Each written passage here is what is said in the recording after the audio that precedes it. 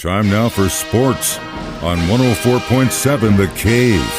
Here's Ned Reynolds. Mike, the intern, Ned Reynolds, back in the studio, chipping away at the work week. So, did you ever get frustrated back in the day when you were waiting for leagues to kind of make up their mind when it came to scheduling? Like, I know you've been in this business longer than most, and you've seen it, you know how the TV networks work and all this stuff, but like we were literally talking about this yesterday. When are they going to put out this damn schedule for the second round of the Stanley Cup playoffs? Wasn't so impacting as that because TV pretty much had things arranged. That's what it's all about, television. How are they going to arrange the games and so forth?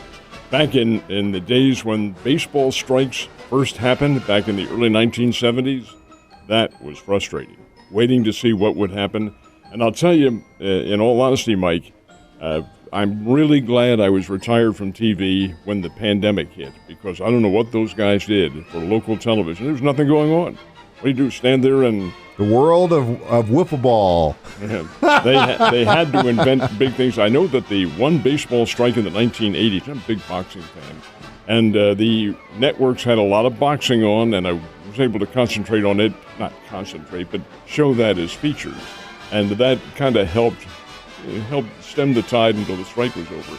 But oh my goodness sake, that can be a problem. But in terms of scheduling, there's never a problem until now. Yeah, I know. Well, speaking of which, finally we know when the Blues and the Avalanche are going to meet up. Like the Blues' chances in this? Yes, I do. I think the Blues do have a chance in this. They are not favored. They weren't really favored against the Wild in some circles, but in other circles they were. The Wild finished ahead of the Blues in the Central Division.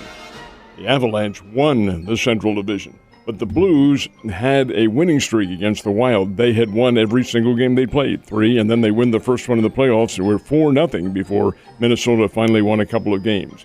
In regards to the Colorado Avalanche, who the Blues play tonight in Denver, first of a 7-game series, or best of 7 series, the Avalanche lead it 2-1. Avalanche won 2 regular season games. The Blues won 1. There were no ties, no overtimes, nothing like that. So from that aspect, you take a look at these teams and you match them up.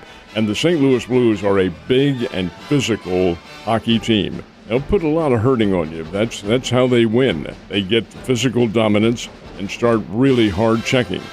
The Avalanche are very quick and a high-powered scoring team. So you have contrasting styles against each other. Still, yeah, I give the Blues a good shot. How good, that remains to be seen. I'm not into hockey that much, but they're not a bad team at all. Well, the one thing I've said about the Blues for the last few seasons, when we get to this point, if they do get this far, I'm always like, the thing that scares me is their lack of speed.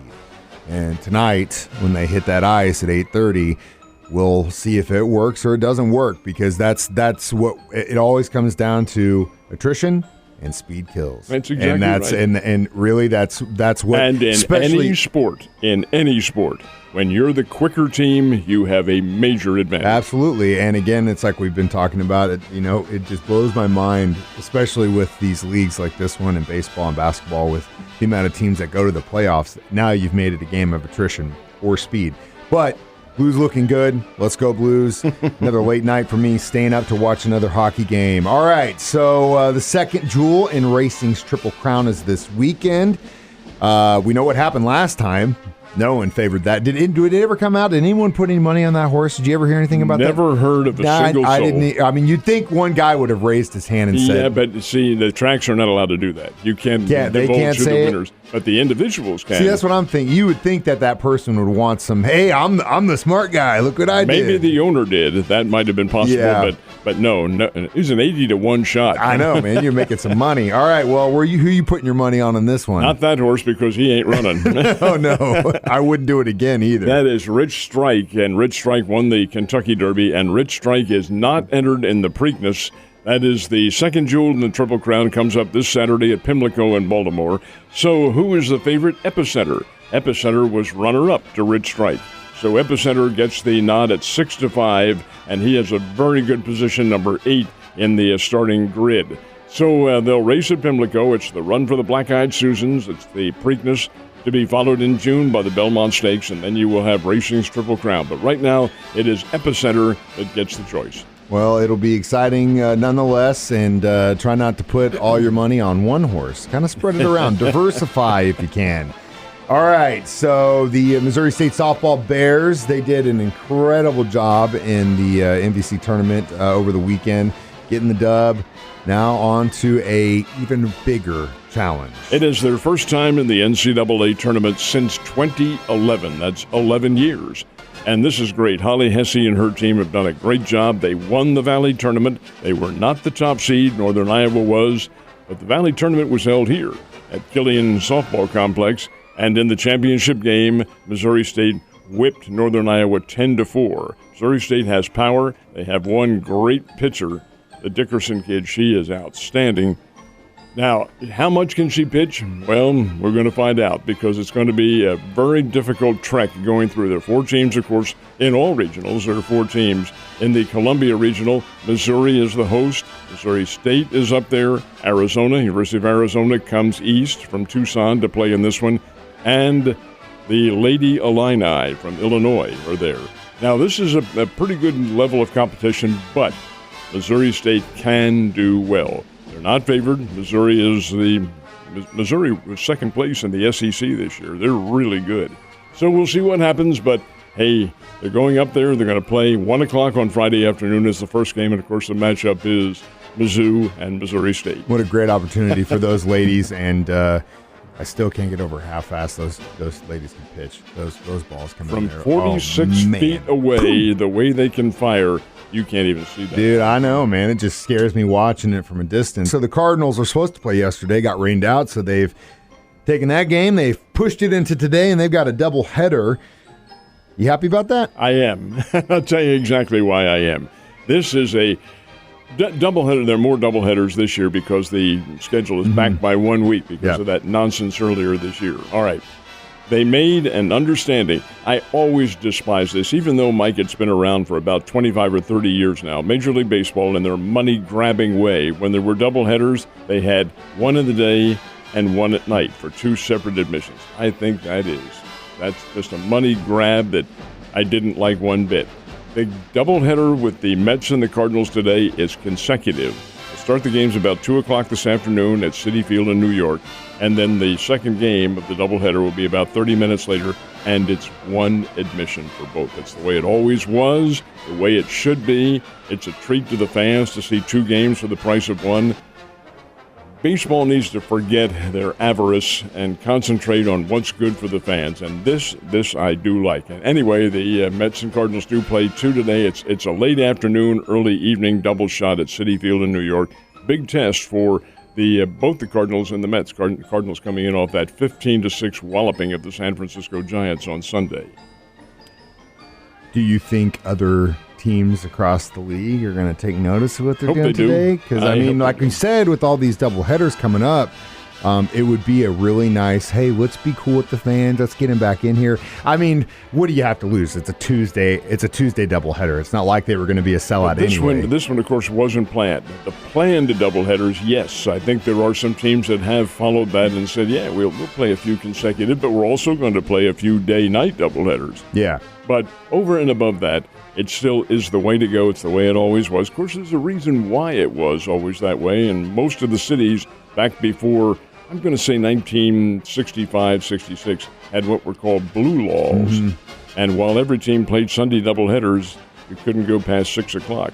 So as a result, you had a lot of postponements or completions of suspended games. That's why they came up with a day-night. But still, charging separate admissions, I don't like it. I don't either, man. It's like being at the bar and the hostess has to come around and get another 5 because another band's going on stage. Is this your third drink? Yeah. We're going to charge you extra for that now.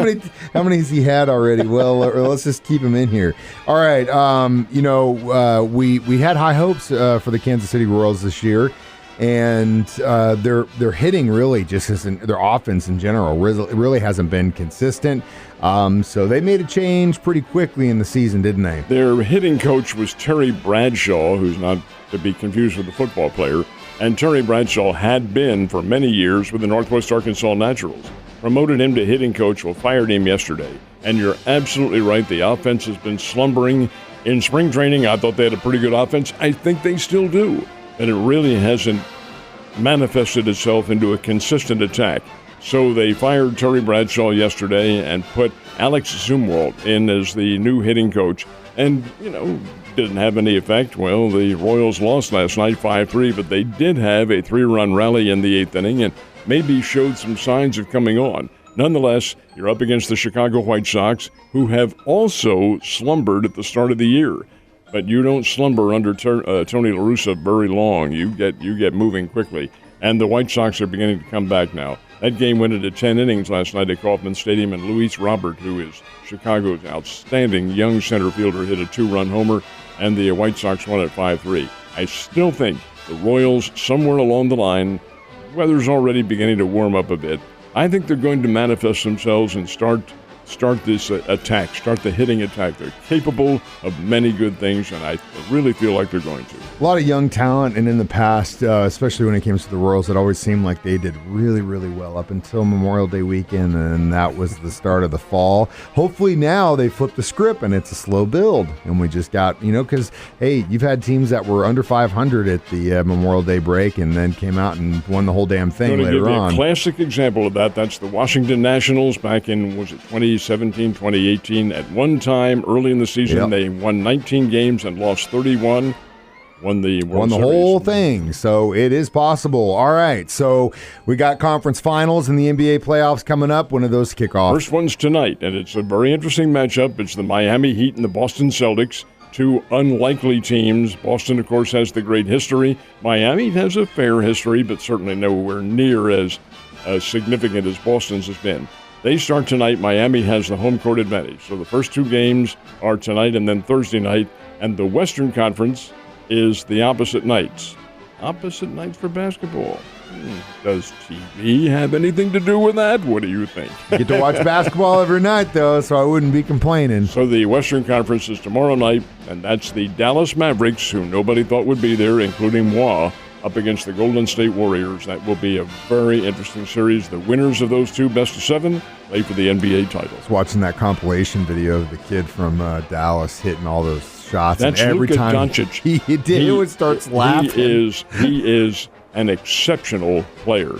Now, there are always great kids coming up from college and so forth. Luka Doncic is from Slovenia, and he was a child prodigy. His dad was a basketball player as well. Gave his son a basketball when the kid was, 7 weeks old or something like that, and the kid took to it. He was signed his first pro contract. The kid, he never went to college. He signed his first pro contract at 13. Wow. Went and played for Real Madrid in the European leagues. He's only 23 years old. He looks older than that, but he's only 23. That kid can shoot. He has a fall-away jump shot that's unbelievable. Yeah, and unblockable, too. And if you watch that game against the Suns, you'll see it for yourself. Ned, you have a great Tuesday. I'll see you tomorrow.